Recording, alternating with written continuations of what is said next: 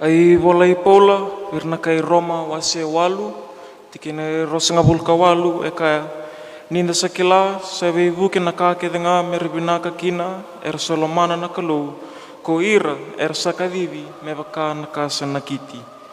We know that in all things God works for good with those who love Him, those whom He has called according to His purpose. Oyosaka. Ongo na i katolu ka kena tintini ni Tukuni Yalo e na kaivina kandindai.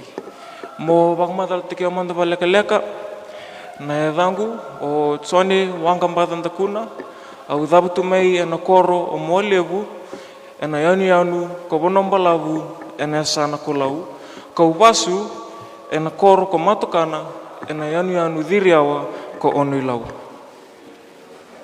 Au tumbu ka susungi e na ndona lomni bubale lotu, ka rondo lotu ruro na nongi tumbu-tumbu, ka ndo vakte ko vakalebusara na veitabe vakalotu na turanga na tamangu. Au se tekburong atarskmai na tuk-tuk binaka ni Jesu Kristo, e na nongumbula, e na lomsarane ni to bubale, e na velotu, e na veive yakavi. Ka ndona ka endo vakambimbi takitu, e na nongu tumberi dekmai, na nongu susungi dekmai, se ko na lotu, ke na vekilei binaka bataki Jesu. Kau na numalesu, e na nito umbula, wambimbi na nito umbula na isoli-soli, e na vingona ki tundu dambeta kina, e na dono yambaki voni nondo umbula, e na nondo nito singnisudu, du tautu na kitubikitu e vanaka, na nondo nito ratulibu. Sai koe na kena matai, na lotu, kena karua na wuli, kena katolu na tale rawa-rawa, kena koe na kena kaba, na ndau bakarorongo. Tomani na nungu veitumberiani, ve Jesu, e na nungu mailewena na Sunday school, e na lomsarani balutongo na Centenary Church, kau tikibun saranga mai na preschool, au lewena mai na kindergarten, au dabusar na kalasi tolu, kau tosata kia ini kina Sunday school, au lewena mai na kalasi va, au dabana nungu fomu tolu, au dabusar nungu sa mi lewena tsiko, na song ni Jone MYF.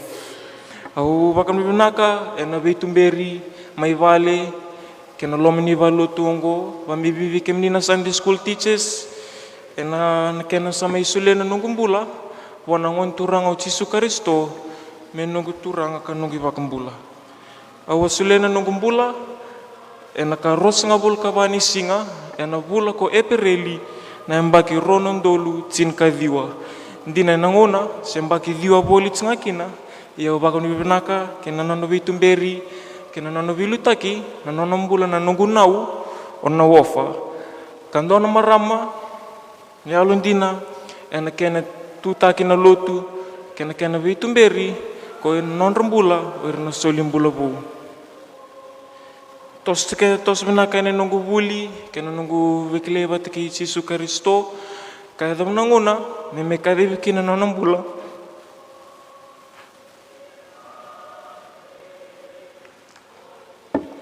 na turanga na tamangu.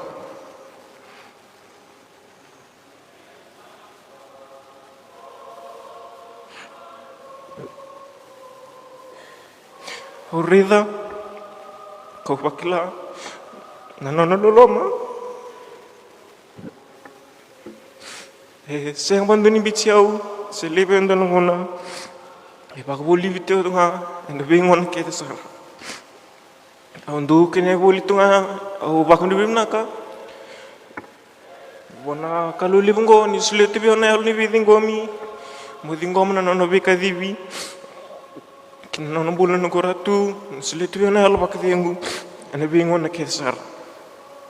Aundu kene boli tunga na bakadingu, eno nono suleti biau, na yalu ndina, kena yalu matua, bo bakatua leo atakin babinaka. Na nungumbula. Dini ni samai kadibi. Na nambula ni no turanga na tamangu. E o bakambauta ni ambulet siko ndona tamangu bakalomalangi. Sai ko na kalole bungo tsioba ke na lube na ko Jesu Kristo me kendo nuitaka karabita en beingo na kersara. E ndin kin na tskin voltambu na ipiriu wase tsin katolu tikine lima. Au na sengni bichiko se vakaleviko. I will never leave you nor forsake you.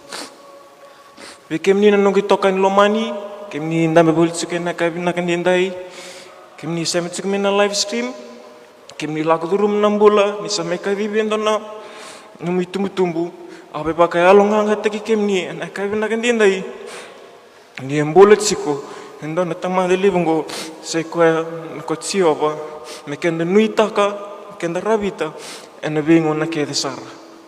Dina na songonan and rendre, nakakinda lagdurum and on the lini burburungo, and mekenda sakelati, when it's sonona, nakalo and a toblen and on the bula, and a cote lips on a kakin and on the bula, mibuki and the mekenda tamata bin nakakina. Kemkakendere non bulo chope, a bambotinik in the claket non on a tano chope, or chopping don turanga, Yalo dondonu, ndaudakan dondonu, katamata rervak nakalo.